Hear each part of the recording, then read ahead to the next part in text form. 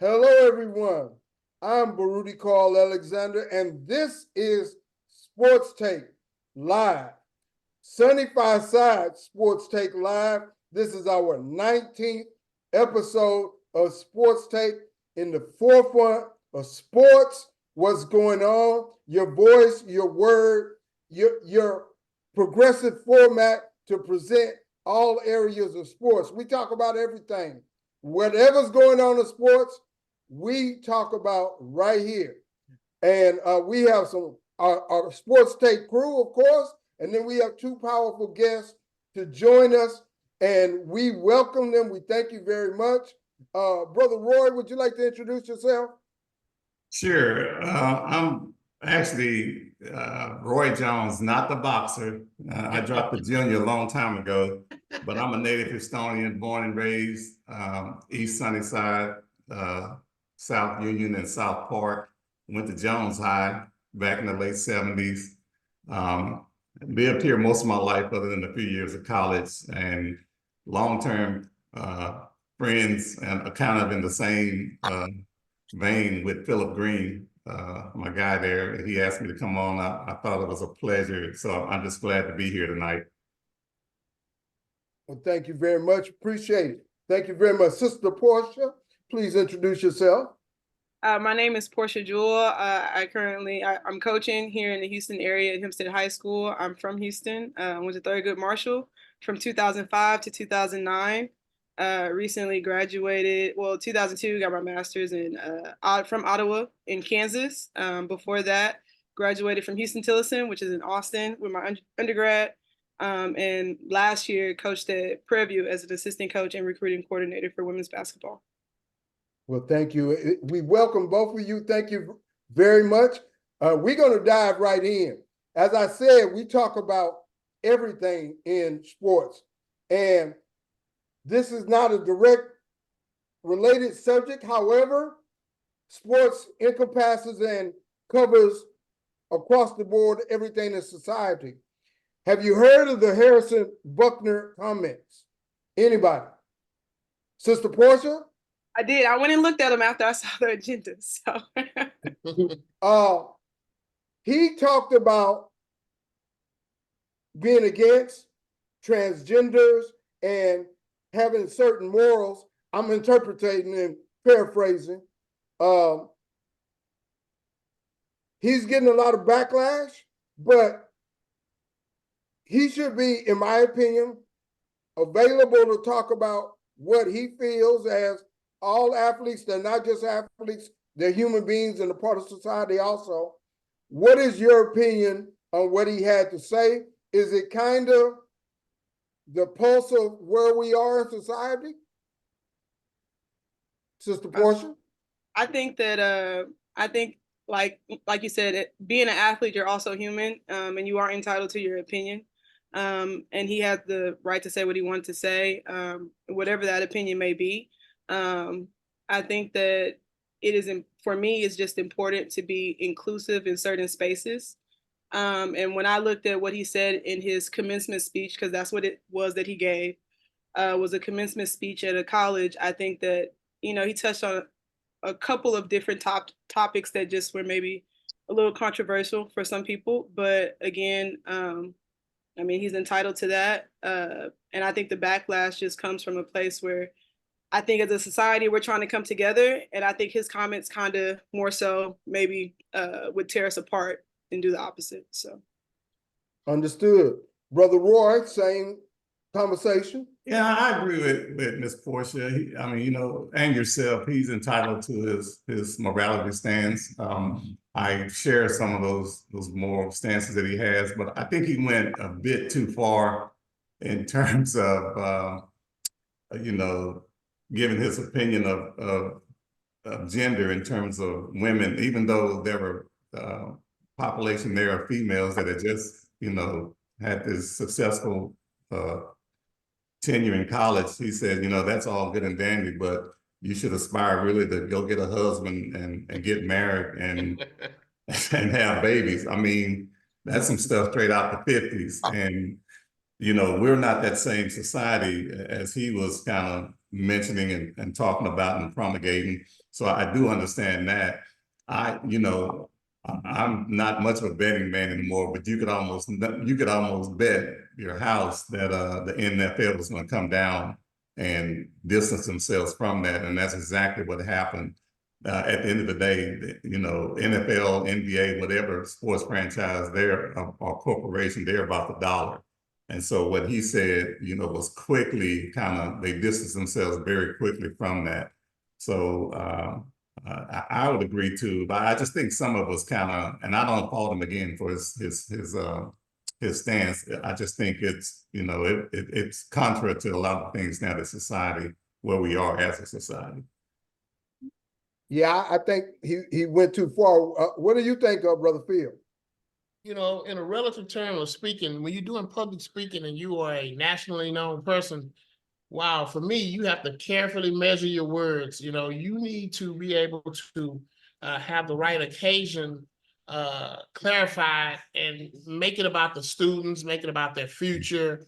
Now, if you want to have that personal conversation with someone at a different time, different place, he should have done that. But of course, we're in America. You have a platform. They gave it to him. I would think sometimes you vet people before you put them up front and know what they're going to say. It's kind of hard to put somebody in that situation, but that's kind of how we may need to do things going forward, because everybody has a personal opinion.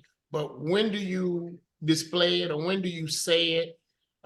Some people may call him a hero for having courage to do it, and some may say he just was at the wrong place at the wrong time for his conversation that he had concerning the commencement. Philip, you bring up a good point, because last year, this time, I gave the alumni welcome to my daughter, who graduated, got her master's at the same university that I graduated from, formerly Houston Baptist, over here in Southwest Houston, now Houston Christian. And I only gave about a 5-sentence presentation, and they vetted that for 2 months prior to me going on stage. Wow, so wow. I just wonder if anybody actually vetted that speech that he gave, because you're talking about the major speech at the graduation. So wow. I just wonder if maybe he just went off track a little bit too. Yeah, that's a big question. But when you're talking about vetting somebody, that's a kind of sensitive thing too, because the person may feel, hey, if you need to vet me and take me through all of these different constraints, maybe you don't need me to come and speak, because, hey, if I got to limit myself to what you believe is okay, then maybe I don't want to make the speech. So it's a fine line. Yeah, well, yeah, and I agree. These are all great comments. Like I said, at the end of the day, free speech ain't really free. No. You can ask the commissioner, Goodell, if he thinks free speech is free. Totally across the board. But those are the kind of thinking that those who are in charge of allowing those speakers to come up, all this stuff got to come up. They got to think about it. That's why they're getting the big bucks. Mm-hmm. Next issue I want to come to, and I'm gonna come to you, Jeff. That's okay. We got our guest. Let the guest speak. Sister Caitlan Clark is getting a whole lot of flack. In my opinion, she hadn't done nothing herself to get that, but Sister Aja Wilson came out and talked about the elephant in the room. She's getting all this attention because she's white. That ain't Caitlan Clark's fault. That's the media's fault. But that's understood in the context of who the media is and what they are looking to generate this racial division because it creates attention for their magazine. And she's getting that kind of flack, but I don't think she deserves it. But isn't it understandable what has happened, Sister Portia? Okay. I don't think that it's always racially motivated in some aspects, yes. I think that it goes back to money a lot of times. I think that for a long time, a lot of the WNBA was supported by us. So now that you have Caitlan Clark, like how you used to have Sue Bird and Diana Taurasi, it's been a long time since you've had that type of player. You have the young lady that plays for the Aces. What's her name? The guard. Kelsey Plum. Kelsey Plum. Kelsey Plum, so it's been a Brianna while. Stewart, you still got a lot of white players that have been there. But not like that. I mean, I will say, yeah, exciting player to watch, and you don't see that all the time. Like you see, we can go, we hoop, that's what we do. But it's just when you have a player like that dominates. She didn't win the way she wanted to. She didn't win the championship, but she did. She was exciting to watch. Some of the plays she made, and going into the WNBA, even with the Nike deal before Aja got one, I think a lot of that just went back to money, to her supporters. She had the audience. They knew that people, if they gave her a shoe, people were going to go buy it. And I mean, I think that's more so what that was. And then once Nike saw, okay, well, there's a consumer base for Aja who also wants a shoe, then they said, okay, we'll give her one too. So I think it was more so about money and viewership and things like that when it got to a certain level of her transitioning from college to WNBA. But the problem that was should have been understood because that's always been the case. It's always been that little edge of that they're white and in a sport dominated by blacks, and we want to promote because most of their audience who buy the tickets are white. And so they want to have a white hero that the people can, support. And right. that goes back to the money. The people who buying the tickets are the ones who they want to make ways for. So it's understandable. That's all I'm saying. It's understandable. 70% of the WNBA is black. And Aja actually had a shoe deal on the table, but it didn't get promoted until after Caitlan got a $28 million contract. Then they did Aja's shoe contract. She's a two-time champion, #1 overall pick. I mean, she got all the accolades. I mean, but the first thing you said, Phil, is the NBA is black or WNBA? No. The WNBA is 70% black. Yeah. But my point is, look at the attention Larry Bird got as the one white player in the NBA. It was him and Magic. That's the same thing. Yeah. They say, okay, yeah, you got all these black athletes, but we want to generate the attention by highlighting this super white athlete in this arena of these black players. But it was Bird and Magic. So much attention as opposed to the great black players who had already done so much, but they about selling tickets, getting attention. Yeah, that's what it's about, Brother Roy. Basically what they have to say. Okay, Carl, let me chime in now. All right, basically what they have to understand is this here. All right, you have a league, like you say, roughly 75% black, right? All right, then you also have a situation where they feel like a lot of these ladies are living the alternative lifestyle, don't need men, et cetera, et cetera. That comes into play. That's a part of the reason why they're not getting the sponsorship that they need for the ladies to make more money, because they're not getting the sponsors they need from corporate America, because corporate America is not signing on to that lifestyle. So with 75% of the league being black, now you got this white girl coming in and she's bad. She's bad at the college level. She's bad. So quite naturally, they're going to rally around her. Come on. I mean, that's common sense. They're going to rally around her. This girl was probably one of the best white girls to come out of college in the last 5 to 10 years. So yes, they're going to rally around her. So the black girls, what they have to understand is it's going to help all of them, because the more you bring attention to the league, then the more successful the league will be.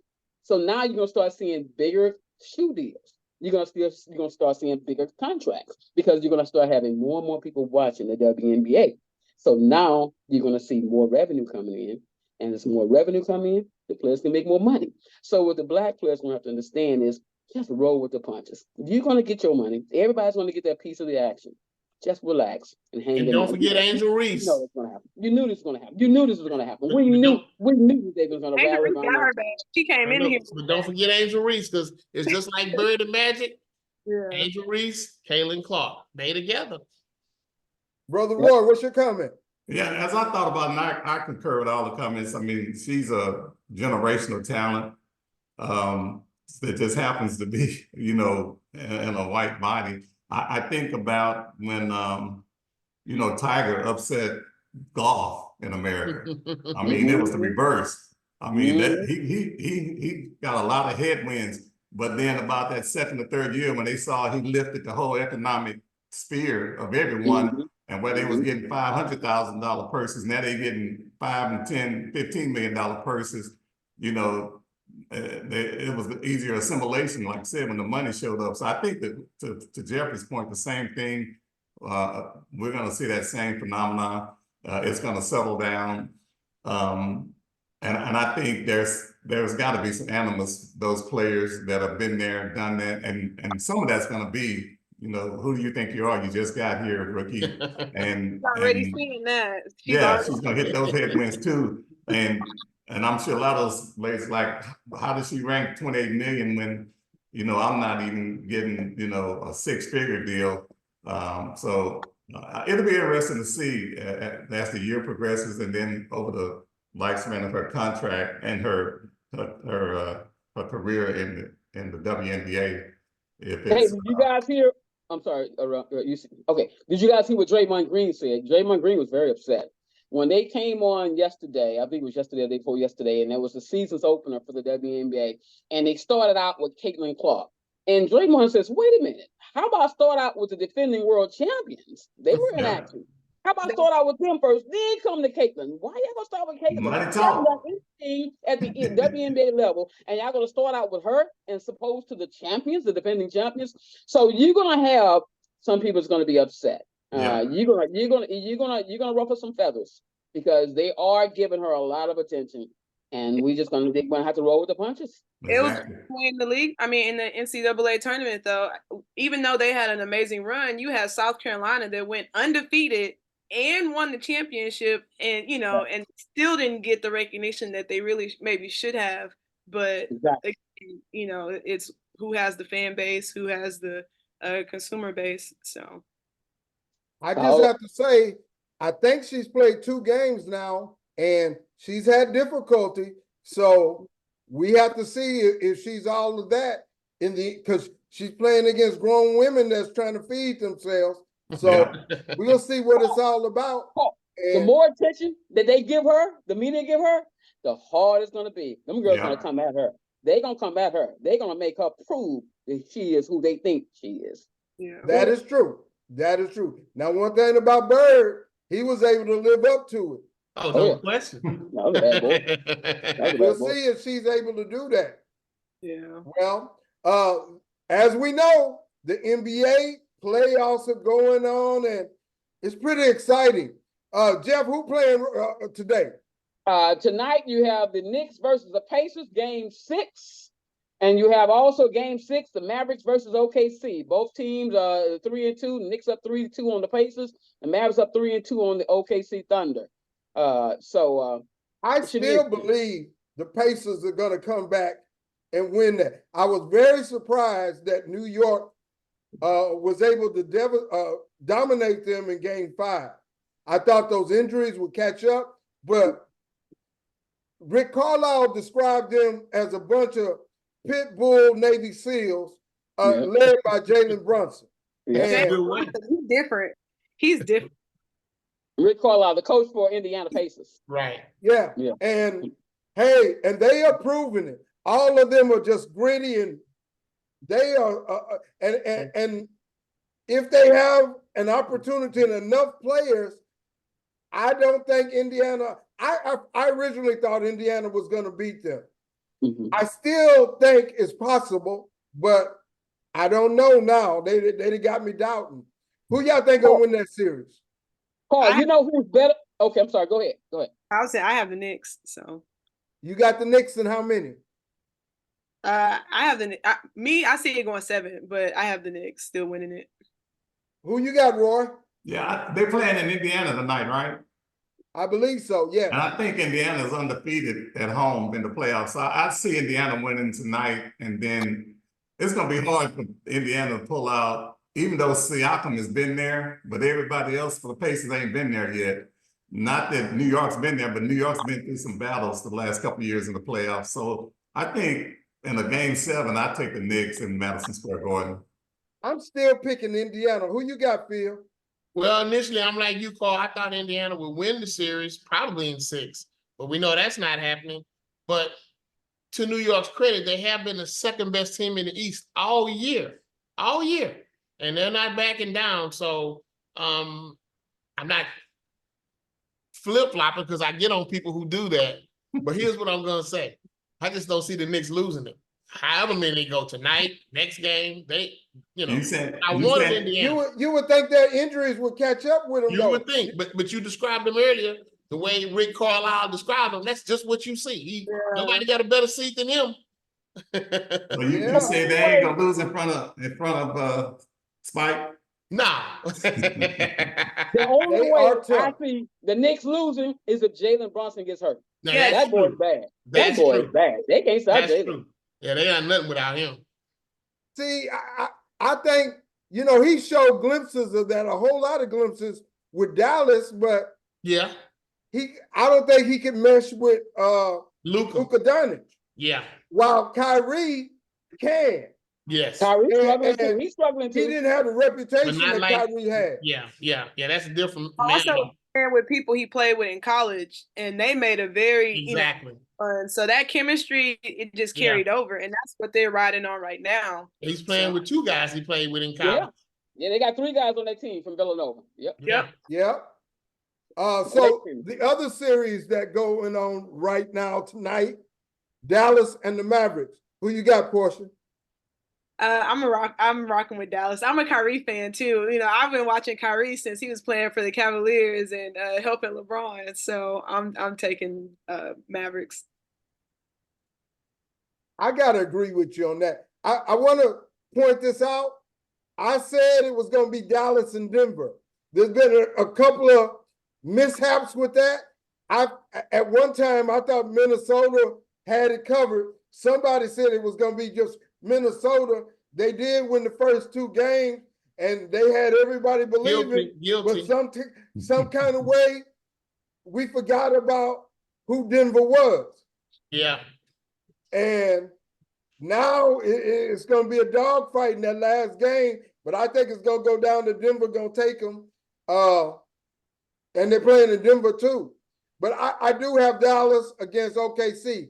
OKC is close, but I don't think they're just ready yet. They're a little bit too small. You agree with that, Roy? Yeah, like I said, it's no.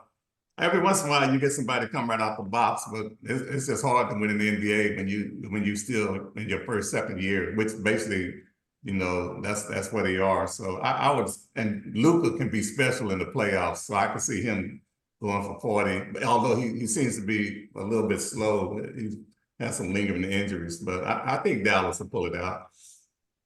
I agree too. Jeff, what you think about those 2 series? I'm going with the Mavericks because they're at home tonight. If they was in OKC tonight, I would go with OKC. I'm going with the home team. I think the Mavericks going to close them out at home tonight. Only way they go 7 is if the NBA says, "Hey, look, we need some more money. We need some more money. We need to generate more revenue." So, hey, let them win. Like who was that the other night? They lost by 45. Minnesota. That was the Nuggets. I was talking about the Nuggets. Yeah. Like, how do you lose by 45? You win 3 straight games, and now you lose by 45. Yeah, right. But let's also, Anthony Edwards, I think, is still trying to figure it out too. Like, yes, I think is coming into his own, but the consistency of to get to a certain level of consistency, he's still figuring that out. And when he does that, that's when they win it by 30, 40 points a game. So they comparing him to Jordan, and remember the first few years, Jordan, he didn't win for 7 years. Detroit beat him like the first 5 years, I think. And then they started winning. So, yes, he's not on that level yet, but maybe he's not on that level. The potential. We'll see. No. I forgot he was a draft pick. So who do we say out of Denver and Minnesota, Portia? Minnesota. You say Minnesota? I did say Minnesota. Whoa. Hey, I like that.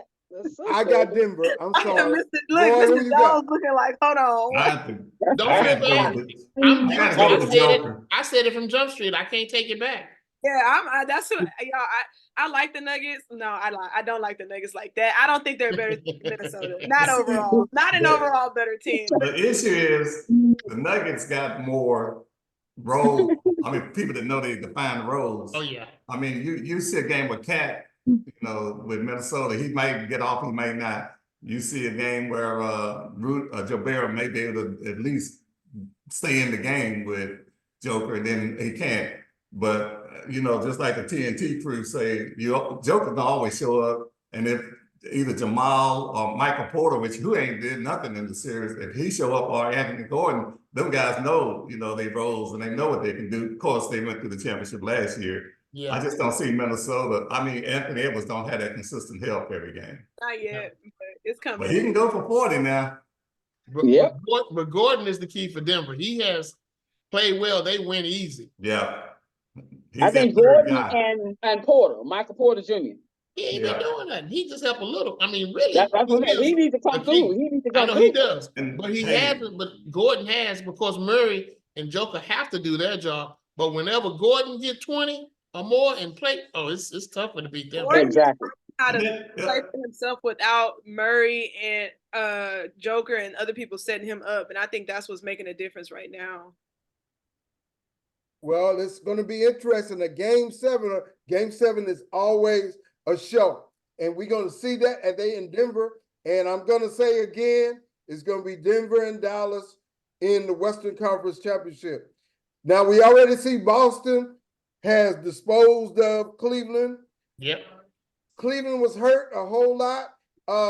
Do we think Cleveland is going to make some moves, or is Donovan Mitchell going to be back? I see it. We'll be back for when, Carl? Be back with Cleveland next year. Like instead of, I'm hearing. Oh, okay. Go ahead. Sorry. Go ahead, Portia.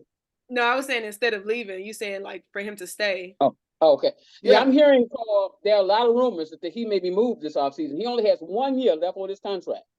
And if they make a determination they don't want to pay him $50 million a year, then it's going to behoove them to go ahead and move him this offseason to go ahead and get the maximum you can get for him. So I'm hearing there are several teams that are after him this offseason. So yes. can we possibly see a trade for LeBron James to go back to Cleveland? I don't think LeBron's going back to Cleveland. I don't see LeBron that. like that LA life, executive producer, or different. As I said to somebody recently, LeBron has a private plane. He can get back to LA in a couple of hours, do his video shoot. And I'm just saying, and he want Bronny to be there with him. He could probably negotiate that. But, What, in we all Cleveland? just speculating. You talking about he go to Cleveland? Yeah. He ain't got AD in Cleveland.